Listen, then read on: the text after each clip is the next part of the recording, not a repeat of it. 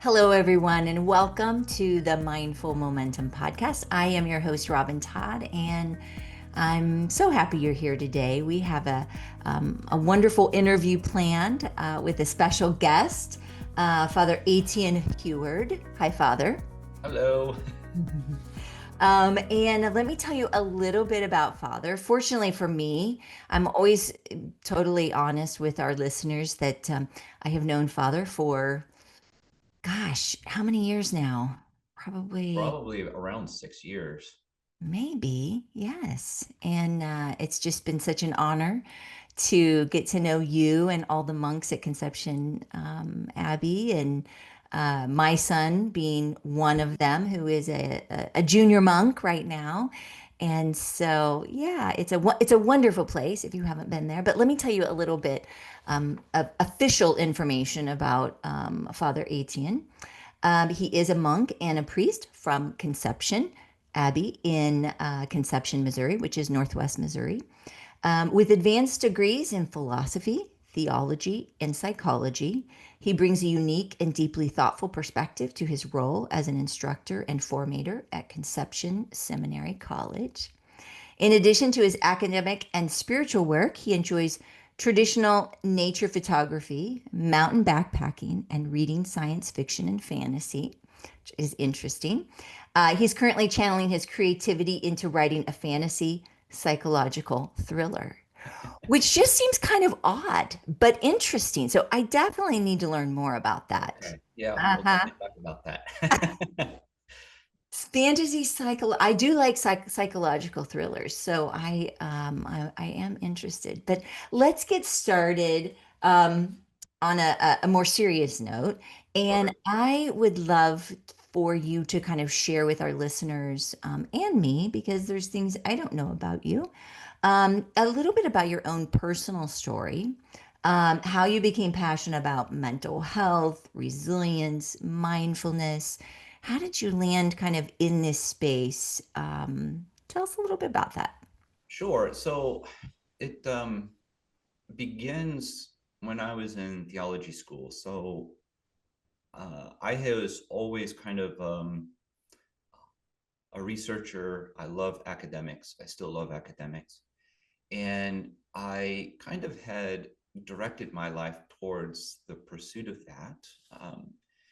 More exclusively than other things. And this was somewhat the plan for me, so I could become an instructor, professor, and really kind of spend my time in the classroom, in the library, uh, doing those types of things.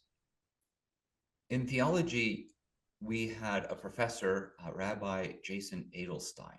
He was, he was in his 80s by the time he was teaching us, and he had been a counselor, a crisis counselor, actually, a rabbi for 30 some years, and he taught us pastoral counseling in theology. And he's probably one of the most influential professors I've ever had because one, was a difficult professor in the best way possible. He demanded a lot from us, but he demanded a lot from himself as well. He really wanted to teach us. And so I think we're inspired by that. So we took the course seriously. We were becoming priests after all. And so being able to be present to people was important. Mhm. However, his kind of approach, which was really based on logotherapy by Viktor Frankl, Mhm. helped me kind of see um, encountering the human person differently. Not that I dismissed encountering people. I mean, that was part of my life, but it became a focus. Instead of academics being the primary way I wanted to kind of spend my life, it's like I wanted to be present to people. And during that period, also, the school had just instituted a new program where at the regular college, which they also ran, a monastery, they also ran that. Seminarians could become chaplains to different sports teams. And so I was the women's tennis and women's lacrosse chaplain for 4 years. And so, yeah, Interesting. and that kind of changed my perspective on dealing with people, especially women, It's there though that I really, those two things where I got interested in wanting to actually be present to people in a radical way. Mm. And so that really began that kind of um, passion for helping people in some fashion. And Mm-hmm. it was based on, I think, good, solid psychological principles as well, and just a Yeah, desire to be there for people. absolutely. For those listening, Father, could you explain a little bit about logo Sure. So Viktor Frankl theory? was a psychoanalyst from Vienna. He was a Jew that was captured and then sent to various concentration camps during World War II, where he spent most of his time in Auschwitz. And it's there that he came up with the idea that, unlike, let's say, Freud, where the meaning of life is pleasure, Adler, where it's power or influence, for him, it's finding a meaningful life is the basis of the human desire. And it's through that way of encountering people that allows one to flourish in a more general way, as in we grow, we enjoy life, we become better, but also a way to endure suffering because we can find and create meaning. And so, logotherapy is a way of exploring life, especially when it is difficult, in finding meaning beyond ourself. So, a sense of transcendence as a very part of our nature that allows us to become human, even in the face of unimaginable suffering. It doesn't necessarily have to require unimaginable suffering for it to work, but we can have a sense that I can choose meaning in my life that allows me to grow. And perhaps maybe what really helps and connects with mindfulness here actually is that for him, one of the ways we do that is to choose our attitude, Mm-hmm. where attitude really becomes the basis of making choice in life. Because in suffering, there's often so little choice. We suffer if we want to or not, but we get to still have the freedom of our attitude. And for him, that becomes kind of the central theme. And so Yeah. we were learning that kind of method of encountering people, radical openness to them, helping them search for and understand meaning in their life, and then also make choices towards better attitudes uh, about life in general, both positive and negative experiences. So Yeah. that would be kind of a quick snapshot of No, logotherapy. it's beautiful. Um, it takes me back to my grad school days, Professor Etienne. No, I love it. And so much of what you just said, you know, I mean, we reference it in our curriculum and rightly so, right? Because, and I always kind of butcher his book, Man's Meaning, Men's Search for Meaning. Search for It's kind Meaning. of the most popular book that he wrote. Yes. Yes, yes. But he has so many beautiful quotes that are Oh, just yes. golden nuggets.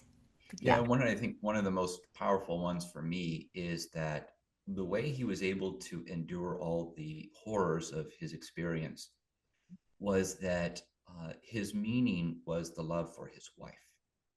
Mm, And he said that love is what really becomes the foundation of all meaning, that kind of willingness to give yourself to another.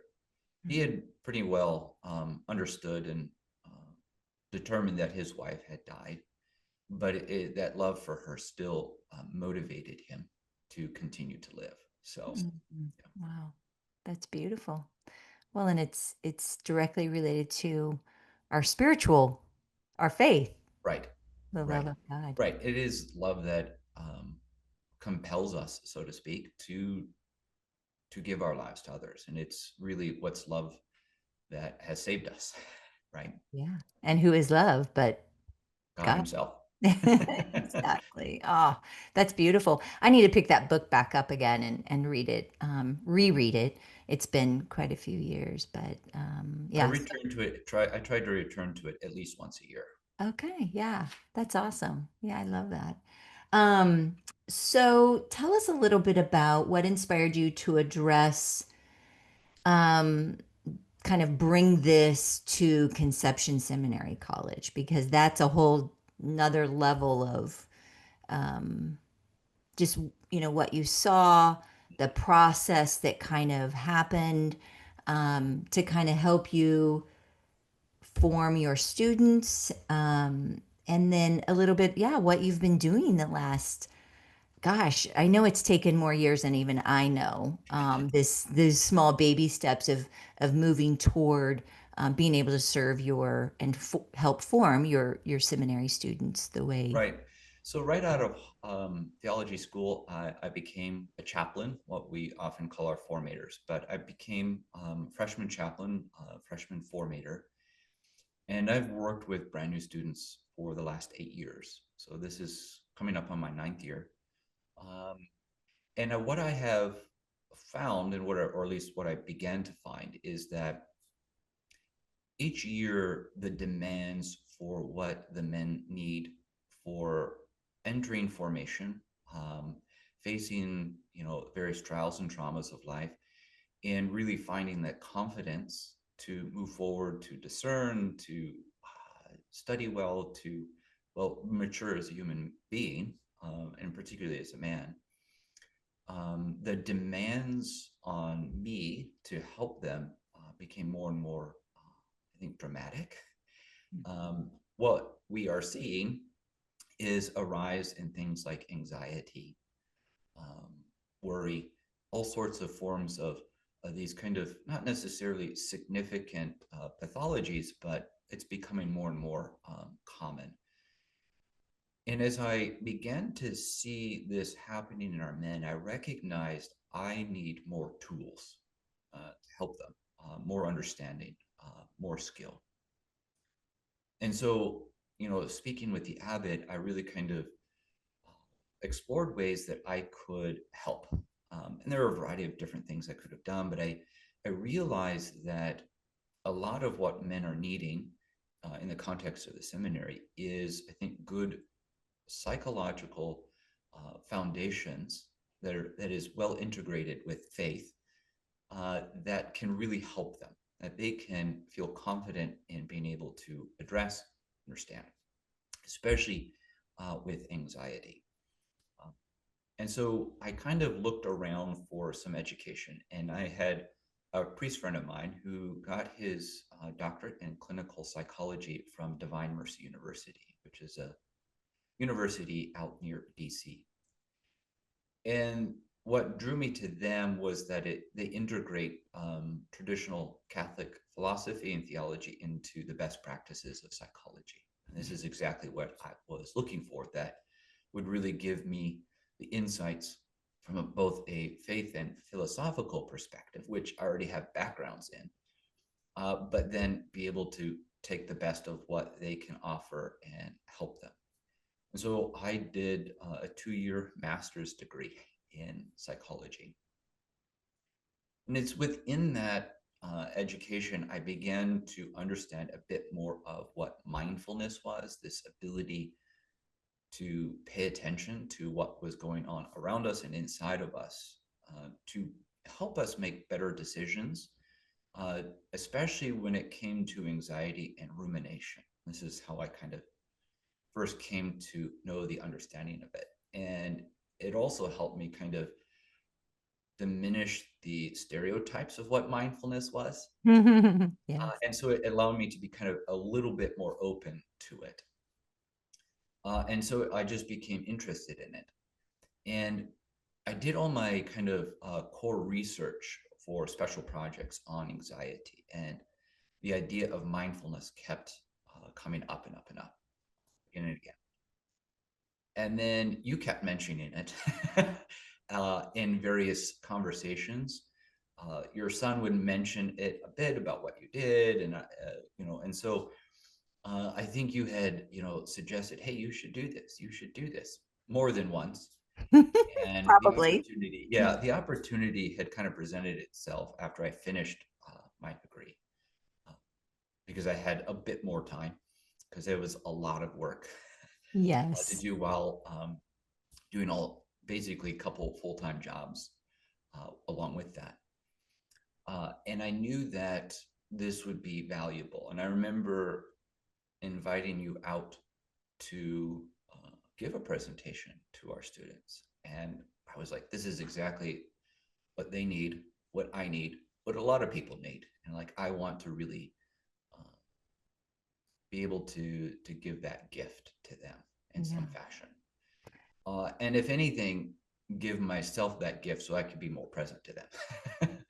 Well, it is a gift we give ourselves, isn't it? But Right. is one that, especially when you're in a teaching position, to be able to then share it with other people. And I think what I love is that you saw how practical it is in terms of those simple things that we can this build that skill set, and then it can really help us.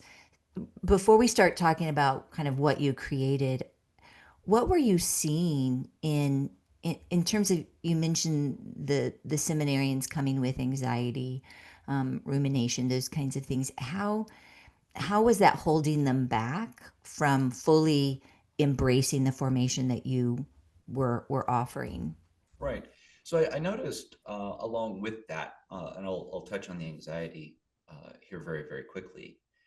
I also noticed that seminarians, well, just people in general, pay little attention to what's going on, from very simple things like they do not notice, hey, this person needs help, or hey, did you not notice that this was on the schedule for the last 2 weeks and I've reminded you 3 times and you've forgotten, those little things. And so there was this kind of general lack of discipline or habit of just paying attention to what reality was and what was actually going on. And I think uh, that kind of led to this sense of not paying attention to what was going on inside of you. And then our brains, like, we've learned both in your curriculum and in my own education, need closure. And so their brains just, I think, become overwhelmed with trying to figure it out and not having any sort of sense of what's going on inside of them, outside of them. But with regard specifically to the anxiety, like this year, we had 4 men with diagnosed anxiety disorders. Yeah. Out of how many Nothing, men? what? Out of how many men, just to give people a Out of about perspective. 15. Yeah. So, I mean, it's almost 25% or almost a third of the men, had some sort of level of clinical anxiety. Um, Two were generalized, one was unspecified, one was obsessive compulsive. And they all were based on kind of rumination and the inability to really process what was going on inside of them. And that allowed me to understand that so much of their life is distraction based. Of course, uh, phones, social media, just the activity of life constantly distracts them from what's going on. And then also, so many young people now, as the book The Anxious Generation will talk about, is that family members, I think, with the best of intentions, also kind of inhibit them from experimenting, legitimately experimenting and trying life in a way that allows them to fail, uh, to kind of reemerge stronger, develop, that grit that requires life. And so I was noticing that many young people have neither of those in any substantial way. And that's what was causing so much of their issues is something small happened and it didn't go well. Life is over. Or what if some small thing or even some big thing happens that doesn't go well? My life may be over, right? We have tons of catastrophizing and absolutizing um, of life and scenarios, and so they get trapped. Yeah.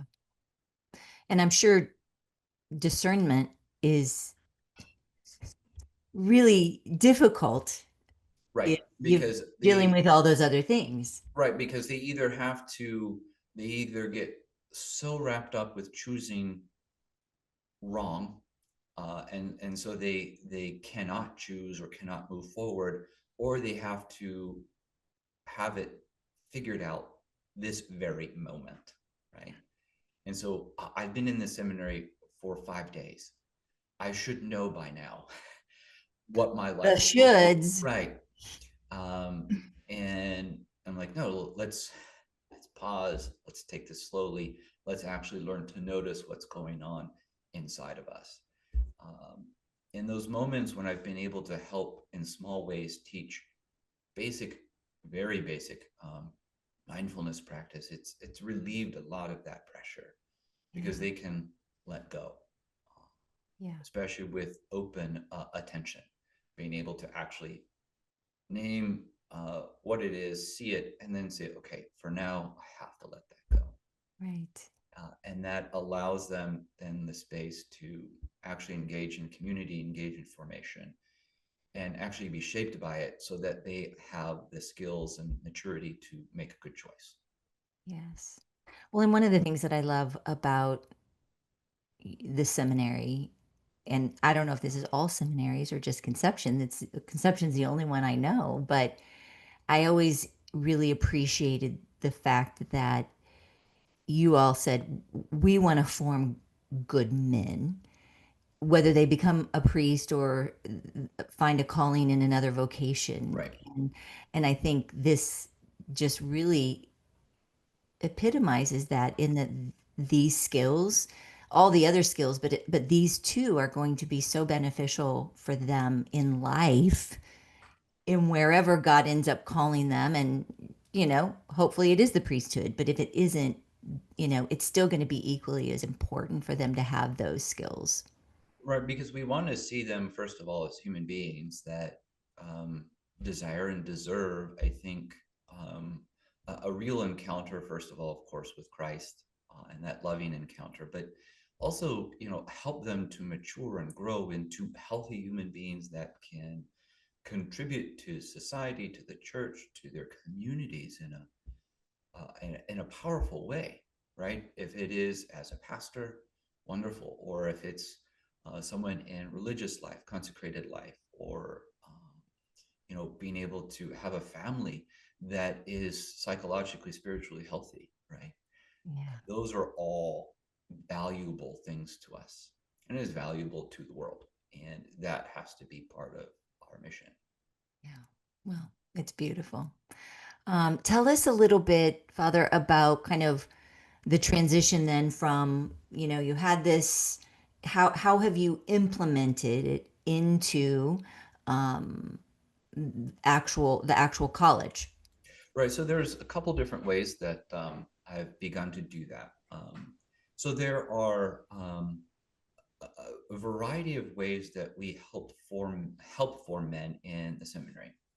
The one that's probably the most intense is the one-on-one meetings with me. So bi-monthly at minimum, each student meets with me that I'm in charge of, and we process what's going on in their life, what's had gone on in their life that impacts their ability to be formed, to discern, all of that. And it's through those conversations that I learn more about them and what they need. And it's in those conversations I'm able to help direct them and teach them basic skills that allow them, especially mindfulness, to learn something new and give them a sense of, I think, appropriate control and attention to what's going on. So, for example, uh, I developed actually an emotion journal uh, for many of them. I give this to them, and it for 2 weeks they have to go through every day to pay attention to what emotions, what triggers, what's going on in their life, in their body, their mind, and their attitudes towards it. but it requires them to actually learn to pay attention. So I sit down with them one-on-one and basically teach them some methods of mindfulness, like how to actually sit there and pay attention. So these one-on-one meetings become a very powerful kind of direct influence. We also have weekly formation conferences when we get the whole group together and do that. And so I do lessons on emotions, how to pay attention to emotions. But then I invite you to come out, Which I love, which I yeah, love. to give direct lessons in this. And I always do it right around February because winter gets oppressive when they have to spend all their time inside, and it gives them this ability now to be reminded and to go a little bit deeper. I also like having other people come in because they get tired of hearing my voice. I get tired of hearing my own voice. Then this past year, I began a new course called Human Flourishing. And it is a full 3-hour course, and it's an introduction to basically positive psychology and faith in addressing all of the kind of stages of human life, interactions with life, our mind, our emotions. And in there, I do a full curriculum on mindfulness. It's a little bit more condensed than would be best, but this is one way that I have started to introduce this into the seminary as well. And then this year, I'm hoping to have kind of an open enrollment for the seminarians who want to do this. So this has kind of been working in the back of my head, kind of an open enrollment where I'll have kind of a set period that anyone who wants to come can come and start to learn this. And so these are some of the ways that I've begun to directly integrate them into the formation here. Yeah. Oh, that's awesome. How has it been?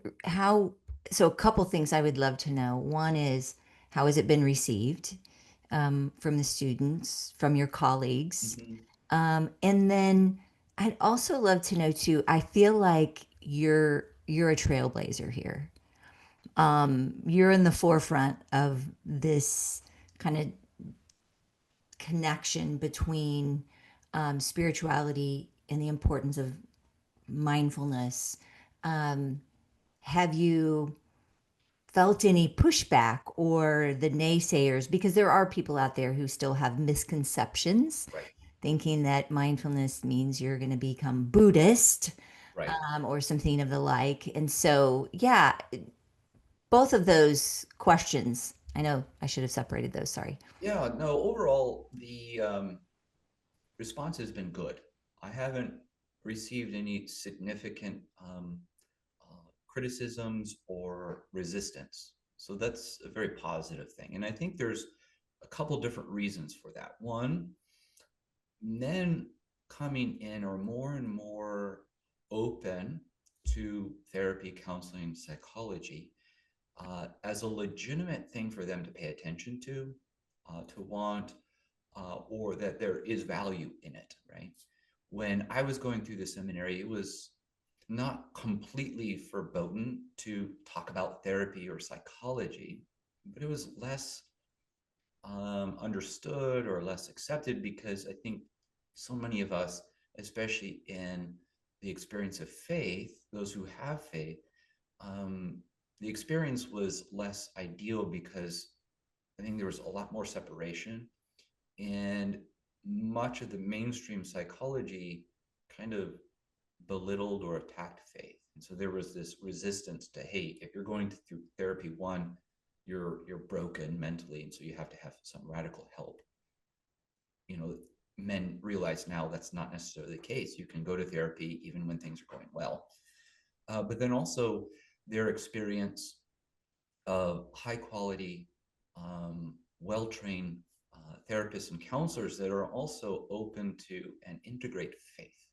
So that's, I think, helped a lot. And so that has become an important part here as well. And so they're generally more open to it. I also address the concerns that they may have right off the bat. that this is a psychologically based training and practice that is not about some sort of yogic or kind of Buddhist practice of mindlessness, because Yeah. that's, I think, sometimes the worry. Because like Zen or say Buddhist meditation is about becoming empty, but that's not what mindfulness is at all. And this is more, um, let's say, tested as a real thing. And I mentioned things like mindfulness-based attention training is being used with the military and special forces, or high, um, like high stress environments that really provide really good things. Then I also make some basic connections to faith. Being able to sit in meditation to pay attention and say, hey, do you get lost? Oh, when you pray all the time? Oh, yes, I get distracted all the time. What do you do to return? I don't know. Here's some basic, very simple things that you can adapt uh, to faith. And I think that's partially why it's also open to them, is that you can adapt a large part of this to your experience of prayer without diminishing mindfulness or diminishing prayer. So those, I think, are Yeah. some of the reasons why it's gone well. Yeah. Colleagues, one of the things they want me to do, the other people on the formation team, is to teach them this as well. And at least teach Awesome. the basics so that they can, and for themselves and for their men, be able to introduce this idea too. Do you know any other seminary colleges that are doing Specifically, this kind of work? mindfulness, no. There are a lot of places that, of course, have counselors, therapists on staff that help men who have needs. We Yeah. do that as well. But I don't know if it's becoming as kind of naturally integrated into parts of the formation. There are places that have their, let's say, counseling services embedded in human formation, but that's not necessarily kind of a natural skill-based thing that they're always doing. And Yeah. so, especially mindfulness, I think it is unique as far as I know. Well, they're just not lucky like Conception I is guess not, no. you, who has that desire and interest and have, you know, take advantage of opportunities to learn Mhm. with your master's degree. So yeah, that's awesome. Well, and one of the things that I have worked on this last year, as you know, is aligning our curriculum with biblical scripture and the saints. Mhm. There's so many saints who are such beautiful examples of mindfulness, and it's been really inspiring to me. I knew that even from the beginning, but it, once you start diving in and actually, putting that into kind of a more formal educational experience for people, it's yeah, it's all there.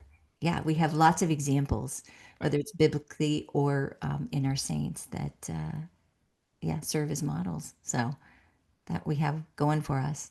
Um, so tell us a little bit about in you can kind of put on your professor hat Okay. and tell our listeners, and I know this is something I feel like we're talking more about is the importance of spirituality in well-being. And I think for many years it just really wasn't a thing. And I think now we're getting again more of the research that is supporting, showing that that is a really essential part of our overall well-being. So could you speak a little bit to that? Yeah, so there are a number of ways that I think the two are starting to be bridged a bit more, or at least accepted within the psychological literature. There is the plain fact that so many people have this experience of faith and they desire faith and it's important to them. When we, I think, ignore what is important to us, positive or negative, right? This can mean all sorts of things. But when we, I think, largely diminish or ignore a central element to people's lives, we begin to, I think, do a disservice to others. And so I think the psychological tradition is coming to grips, I think, in a broad sense. There's always been elements of it that have accepted faith as an important part, but they're starting to, I think, more broadly see, well, enough people find this to be transformative, helpful, and important. And so we have to do our due diligence to integrate and understand. And the more I think they understand it, the more it becomes a vehicle from, let's say, a psychological perspective to actually enhance healing, right? And enhance flourishing more than just healing, but become, I think, stronger, happier, more joyful.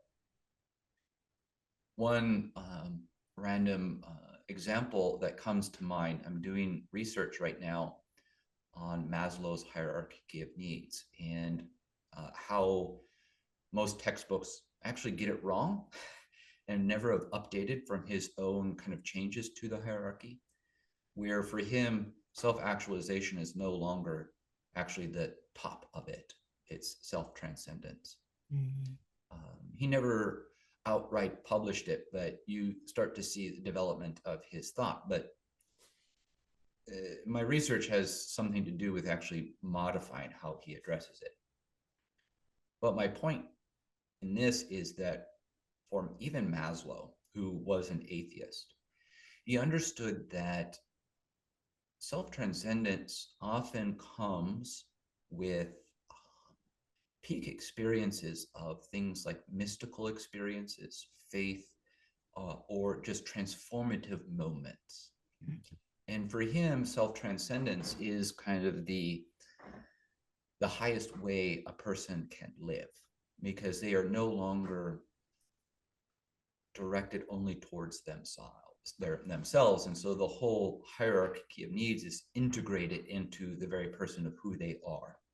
So they see a connection with the whole human race, with those around them, with the needs of others.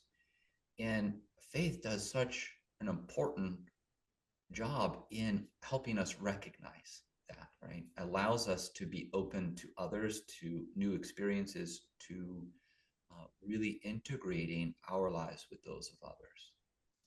We are a communal people by our very nature. And an individual who is isolated psychologically tends to be unhealthy. And so I think faith allows us to be able to do that. And so I think psychology is starting to recognize those two integrations as an important part, because we can find meaning in faith. So going back to, say, Frankl, we can find support. Let's say, we think of group therapy. We can go beyond ourselves, so become less isolated. We can find reassurance, for those who may be suffering with anxiety, hope, with those who may be suffering from depression.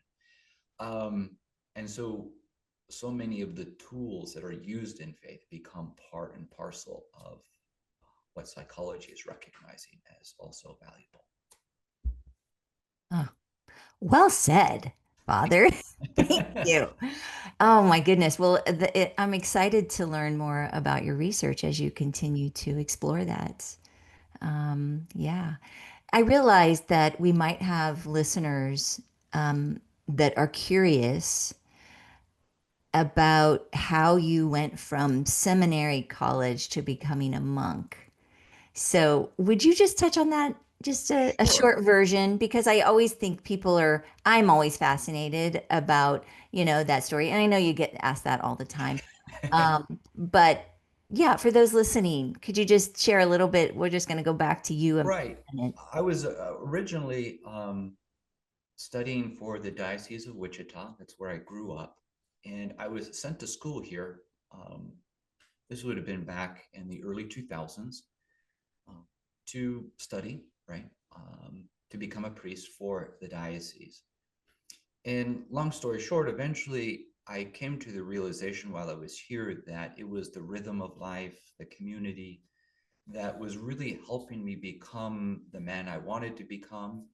It was the rhythm of prayer, of study, of interacting with people in that kind of really intentional way that was healing me of a variety of things, and I was becoming a better version of myself. And I recognized it was a mini kind of version of the monastic life. And I realized that for me, I wanted to become who God, of course, wanted me to be, but I knew that I had to become the best version of me to do that. And the monastery gave that to me in a radical way. And it's proven true. I'm a very different person in the best possible way, hopefully, because of it. And so while I was here as a student, I recognized it was that life, that rhythm, that stability, that community that allowed me to become um, faithful, psychologically, humanly, the best of who I was, right? And so that's how I got drawn into the monastery. That's how I got made that switch. It's like, here's a life that really resonates with me and makes me the best person possible, best version of myself. Yeah. And I want that. Yeah. Well, and I love that Conception Seminary, because it is on your campus and it's run by you, even though there is some separation, Mm-hmm. it gives students a real life picture of what that's like. Right. Um, because I think for many, it's like most of us don't know a monk personally, and really don't know what most people, when I tell them, my son is a Benedictine monk, it's the first question they always ask is, can he talk? Yes, there I'm is like, no such thing as a vow of silence. no, no. I Only maybe 5 minutes, somewhere, yes. but not there. Right. I know you do have some silence though. You have Oh, some we definitely integrate a silence. lot of silence into our life, Yes. but Yes. yeah, personally, no. But the movie version of what people perceive as Right. monks, who are like isolated and I don't know, hermits, and again, there are people out there, monks out there, I'm sure, who do that, but it's a very different, very different Right. view. Yeah, because you're busy, you're Hmm. you're doing fun stuff, you're doing a lot of jobs, I mean, obviously prayer is Right. is Yeah, we have a very central. full life. Yes. Very full. Yeah, I know. I think people are always surprised at that.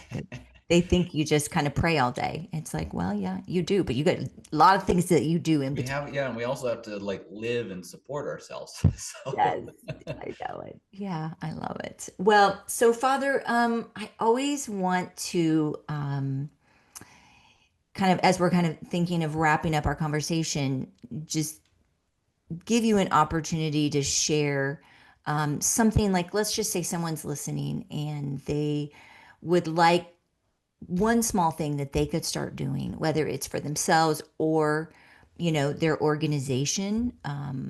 And what would you recommend because again, you are a bit of a trailblazer in this space, to kind of start moving toward integrating some of these ideas into their life or their organization? so I'm gonna, use the mindful curriculum as a way to kind of shape this a little bit, but I'm gonna make it a little bit of a circle that maybe kind of be backwards a little bit. My first thought would be to focus on some sort of aim, to say, I want something different, right? Hopefully, if they're coming and asking and really kind of exploring this, that's there. But it does take work, and it's not always easy to really learn to be mindful, right? It can be difficult, one, because it can bring to the surface difficult things, and it takes effort. I think that's something else people misunderstand. Uh, Mindfulness does take real effort and consistent effort, but having some sort of aim, like I want something different in my life for, say, some reason. Let's say if it's an organization, I want the people here in my organization to be mentally healthy. We want to be creative. We want to be able to sustain our work and really, have this idea of creative flow, or we want something powerful, um, because when the going gets tough, we want to actually have a reason behind it. And so I think even in our personal life, it's like say I recognize I need something different. I need something different in my life, and so I need to pursue something meaningfully. So that's where I would really highlight where to start, and having not necessarily a perfect vision of that, but having a clear sense of I need something different. But then I think being able to, if they haven't been able to go through some sort of training, or be able to really sit down with someone and say, hey, here's what mindfulness is, and here's some practices. And at first, when I was thinking of this, well, there's apps out there. Well, let's remove the phone for the moment. I Because, know it's you an know, easy go-to, but then it's again, it's a double-edged sword there. right, because then of course you get on your phone and you can be distracted very easily. I think if I could just give them some line, is to go, just be curious, right? That curious attitude of what's around me, what's my body doing, what sounds, what sights, what smells do I see, hear, experience. Um, can I notice a unique thing that's going on I've never noticed before? I remember one of the practices is go and find something in a space that you've been in lots of times. What haven't you noticed before that's been there for a long time? And I think if we can do that, just be curious about what's going on around us in the most simple way, I think that's going to actually, when we do get the opportunity to sit down and really learn this, it's going to help us in the most powerful way possible. Yeah. So that would be my my advice for an Yeah. individual organization is, first of all, have an aim, like why, what's going on, and be purposeful about that. And then simply be curious, Yeah. curious That's about other people, you're about yourself and your environment. And it doesn't need to be complicated. Just be yeah. curious. Well, and I actually love that you highlighted that because I think anytime we want to move toward an aim, we have to start with ourselves, Right. right? So you began to experience what mindfulness was in your own life instead of like you can know it here and then you can want it for other people, but we know I have to start with me, and then Well, it like when I was going through all my classes for my degree in psychology, is we were learning all of these methods of helping people. Well, the first thing we always had to do was do it ourselves. Right? We had to go through the process ourselves so that we can understand the experience of it and be able to teach it well. Same here. right. Yep, absolutely.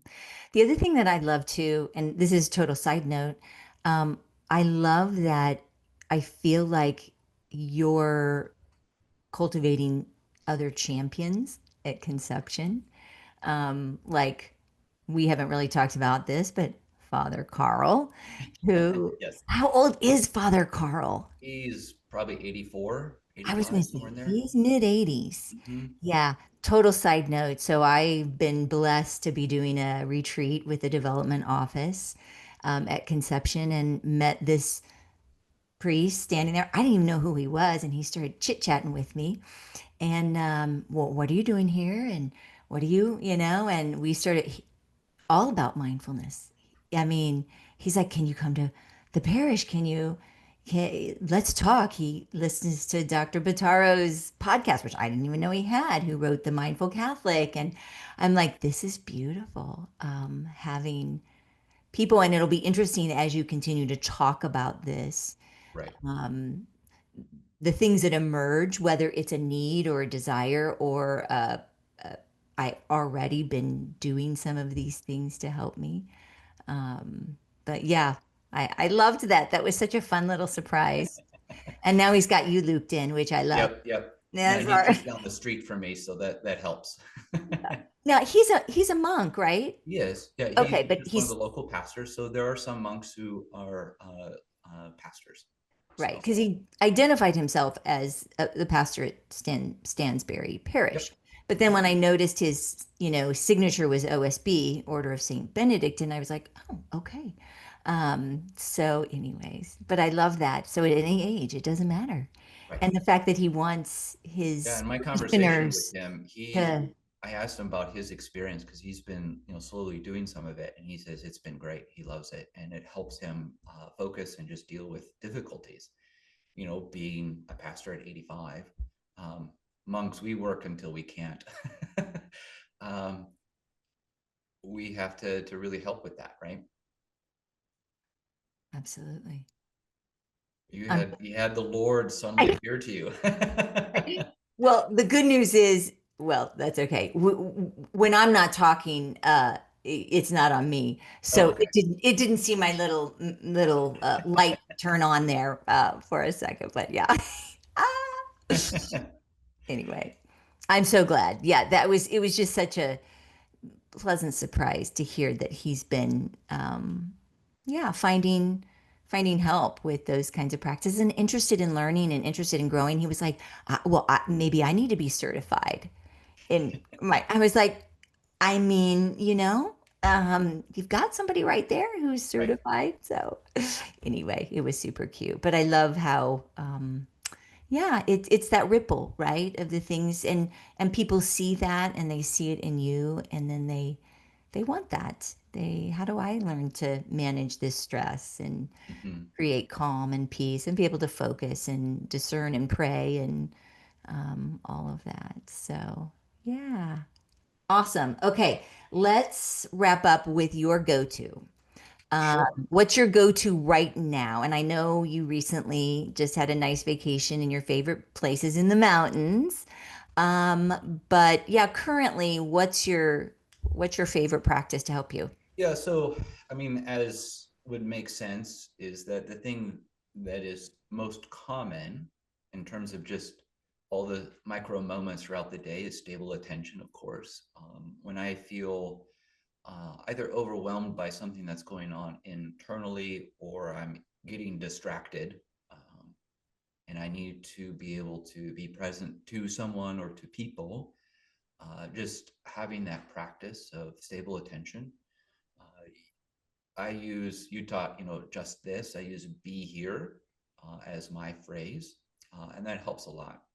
Yeah. But in a more, I guess, intentional way that I integrate it is so recently I started to realize that for almost, gosh, 8 months now, I was dealing with a type of insomnia. It's called, it's called, I forget what kind of insomnia it was. Maintenance insomnia.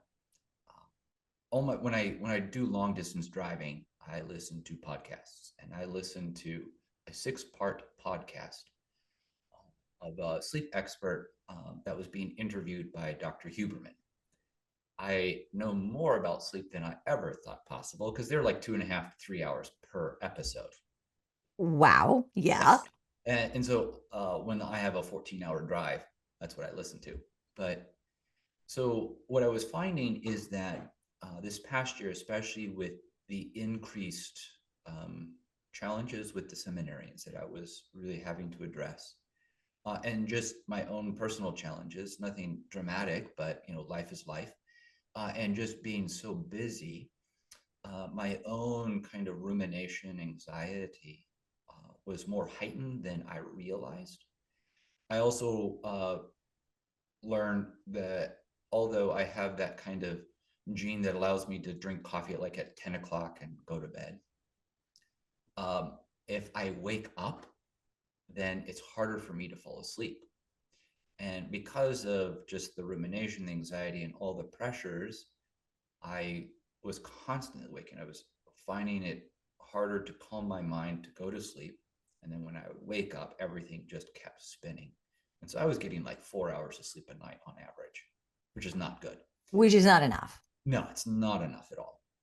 And so what I do now, amongst a variety of things, is I take 10 to 15 minutes at minimum every night before I go to bed. About 15, 20 minutes before I want to go to bed, I finish up and I really focus on open attention.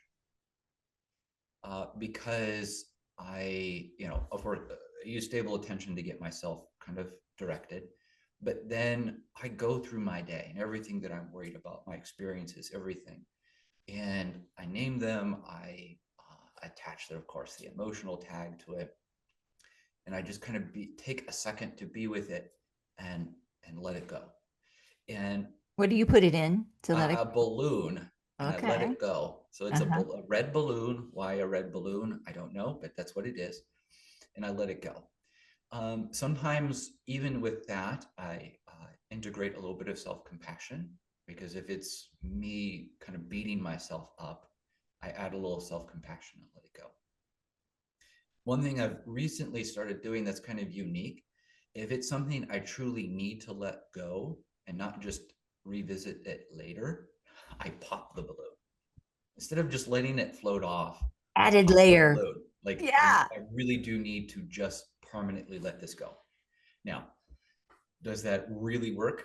I don't know yet, but it helps in my mind. And that has transformed the quality of my sleep. Ah, Um, and even, throughout the rest, the next day. Um, yeah. I get on average about 7 hours, which is about right for me. And it's really transformed Mm. a lot of things for me. And Yes. so that's really been kind of my go-to practice, and how it gets kind of tied into my daily life. I love that. I hear that a lot. That practice helps people significantly with insomnia. I need to get back to that. That's one that I just have kind of seasons where I'll use it more and then others, and then you kind of forget and life goes on and you're doing other things. But it that is so powerful, Mhm. especially at bedtime, to just kind of take those out so your brain doesn't have to worry about them anymore, and really allow you to sleep well. Well, good, because you need that. We Oh, all yeah. need sleep. I mean, we know how important sleep is. Um, but particularly because with the demands and all that you have going on. Right. Because I was noticing I was getting more irritated, more easily tired. I mean, it was just all sorts of things that just slowly been going wrong, so to speak. And I'm like, suddenly kind of like, when I think about it, I really don't sleep much. I mean, there's other things I'm, learning to kind of have to say no and things like that. But it's just like, Right. wow. Well, and that goes back to awareness and self-understanding. Right. Yeah. Because I was having, it's like, things just seem off. What's going on? Curiosity Right. that led you to that, which led you to that, right? Isn't Right. that the beauty of our journey of mindfulness? Yeah. Now, I did learn a new thing from mindfulness this summer because of my hiking, that's useful for. So this last trip, so been out a couple times. This about 3 weeks ago, just finished a trip through the Bighorns, which is north central Wyoming, and the two men that I went with are good friends of mine, and we all like really hard physical challenges. One of them is a big ultra marathon runner, things like that. And so we did a really intense hike, 63-mile hike up and through the mountains. And the first day we did 13 and a half miles with 3,200 feet of climbing. So pretty intense. Yeah. And so in those moments where you're really, huffing it up a mountain, and of course, we're out in the backcountry for days, days on end. So we have to carry all our food, all of our equipment. So we have a heavy pack, and you're struggling. The mindfulness kind of helps you kind of be present to the moment and disassociate a certain bit from the struggle. And so you can just kind of keep going. At the end of it, for whatever reasons, the first time it's ever happened to me, I had some really major foot problems where I suddenly, within a day, had several blisters and they got all sorts of messed up. My feet really Ah. bad. At I what won't point? go into do it What point in the hike? right towards the end, last Oh, couple days. praise God for that. Yes. And it was bad enough we almost cut it early because I wasn't sure. I was able to bandage my feet up enough to keep going. Like, okay, I think I can do this. But at least initially, every time I start hiking, I mean, I was in excruciating pain because my feet were really that messed up. And so I would use the stable attention, just be here, just kind of focus on that to kind of disassociate myself from the pain and Yeah. just keep going. Mhm. Uh, and and eventually it would kind of work itself out. Either I would become numb to it or my feet just got used to it and I wouldn't have to use it. But every time we took a break and then started back over, I'd have to do that process over again. And the Ah, last day we dropped like 2,000 feet, like really steep down and really kind of what we would call trashy trails, really difficult, not great trail. And going down actually was significantly more painful. I'd rather hike up anyway than yeah. go down. Um, and so I was like all day, be here, be here, be here. And sometimes I was screaming in my head just this because that was a little bit more forceful because my Oh, feet hurt so bad. And it's like, but at this point, there's no other way. right. So Oh, for wow. those who need to disassociate from pain, it works. Well, I mean, and there is a lot of research with chronic pain. Doesn't it make you just, I mean, it just, I feel like anytime we have a situation like that, it gives us this renewed appreciation for our body and what it Mm-hmm. does, and the fact that, I don't live in chronic pain, and so many people do, Right. and how difficult that must be on a daily basis. So Uh, I wow. loved it. I loved every single moment of that trip, even the whole foot thing. Um, Yeah. but and I'd totally do it again, even if I knew it was going to happen again. Well, you might have to be curious about why it happened this time. That's interesting. Yeah, I think Are there some my things that feet were a contributed bit to more that? wet. There was a variety of little things, but Mhm. Yeah. yeah, I'm trying to figure that out. Yeah. To hopefully eliminate that for next Yes. time. Well, one of the things that I loved, and I just wanted to highlight this of just all of the conversation of kind of the practices you've been using, and is really the beauty of just making things your own. Mhm. And we talk about that all the time, that, we all just start kind of here, and then it's really up to us to allow it to morph into ways that are meaningful when we need it, how we do it. I just feel blessed to give people a starting place, and I think it is so fun to be open to how it sometimes is manifested, or Right. things that come up, that it's like, this is what I need. This is really helpful. And it's always some version of different things that we might know, but yeah, kind of experimenting with different ways Yeah. of Yeah. making it And personal. at first I thought, no, I have to do it exactly the way they said. And you're like, no, make it your own. It's like, okay, I'll make it my own. I know, And that's isn't it helped a lot. funny? Yes, I know. It allows some freedom, but as people, we like to, okay, how am I supposed to do it? We want the Hmm. recipe, and there is no recipe. Right. We each get to create our own recipe for what we're needing at the time. But yeah, I'm so grateful. I'm grateful for you, and for all that you're doing at Seminary College, and in the monastery as well. If people, and I didn't ask you this beforehand, so my apologies if you'd rather not, but if people would be interested in contacting you, is there a way that they can reach you? The easiest would be by email. It's Etienne at conception.edu. Pretty straightforward. Etienne at conception.edu. Okay. And if they have questions or want to dialogue, I'd be happy to. That'd be great, because I just think, Yeah. I mean, I certainly could connect people, but if they want to directly visit with you about various things, that would be great. So, Yeah, that'd be awesome. yes.